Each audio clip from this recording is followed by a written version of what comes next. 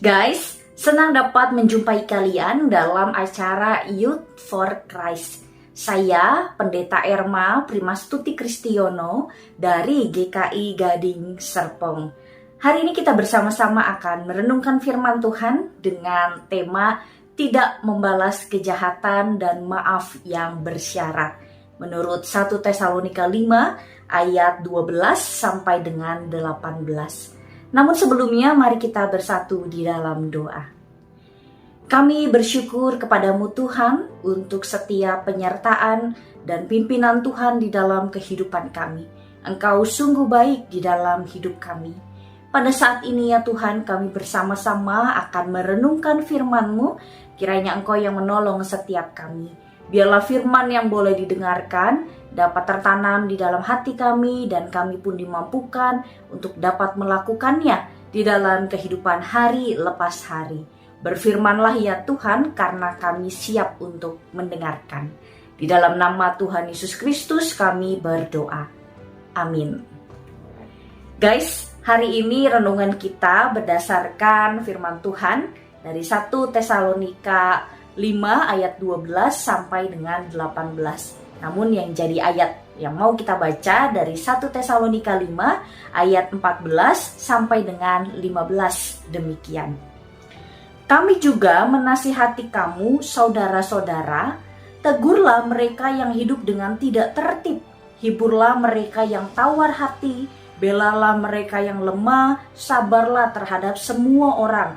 Perhatikanlah supaya jangan ada orang yang membalas jahat dengan jahat. Tetapi usahakanlah senantiasa yang baik terhadap kamu masing-masing dan terhadap semua orang. Demikian pembacaan Alkitab kita. Rekan-rekan yang terkasih, pengalaman penduduk asli Kanada yang dirampas tanahnya, dilanggar hak-haknya, bahkan mengalami pembunuhan massal dapat menolong kita membayangkan apa yang mereka rasakan jika membaca teks Alkitab hari ini.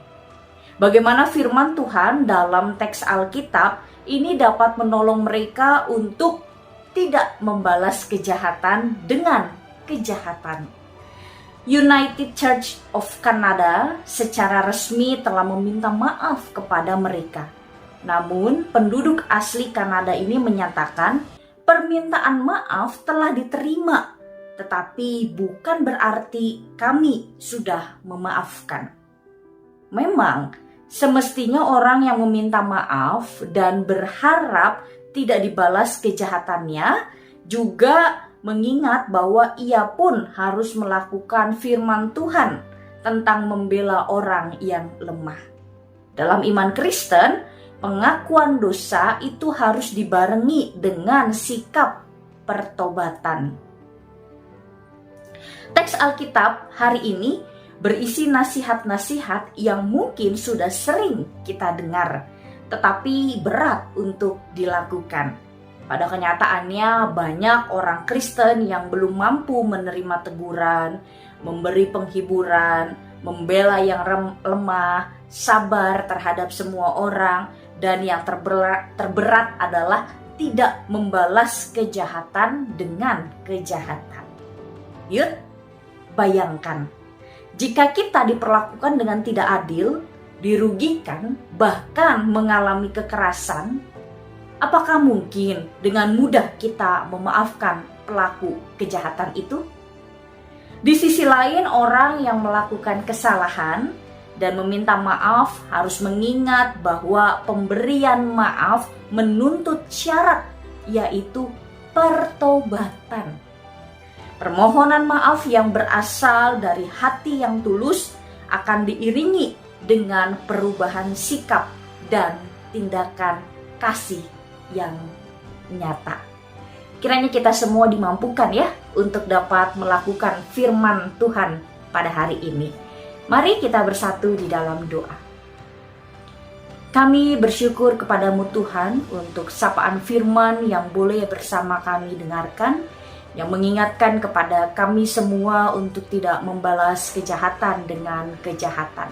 Dan kami pun mengingat ketika kami meminta maaf, ada hal yang harus kami lakukan, yaitu kami bertobat dan tidak lagi melakukan kesalahan yang sudah kami perbuat. Kami menyadari kami adalah manusia yang lemah, namun kami percaya Tuhan akan selalu memampukan setiap kami melakukan kebenaran firman Tuhan. Jikalau kami pun mau menyandarkan kehidupan kami sepenuhnya ke dalam tangan penyertaan Tuhan, dan kami pun dengan senang hati melakukan setiap perintah Tuhan. Inilah setiap kehidupan kami ya Tuhan, kiranya kami dapat terus menjadi anak-anak-Mu yang dapat berbuat baik kepada semua orang, dan kami terus mengalami pertobatan di dalam hidup ini.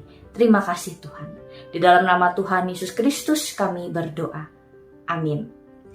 Guys, demikianlah renungan kita pada hari ini. Jangan lupa untuk dibagikan kepada yang lain, di subscribe dan juga di like. Sampai ketemu lagi. Tuhan Yesus memberkati.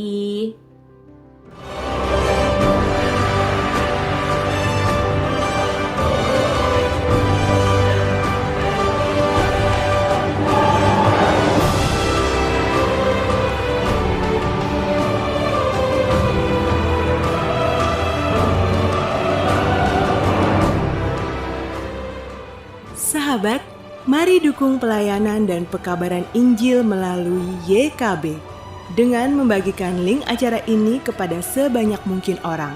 Dukungan juga dapat saudara lakukan dengan mentransfer dukungan finansial ke rekening BCA ke nomor 450 305 2990 450 305 2990 atas nama Yayasan Komunikasi Bersama.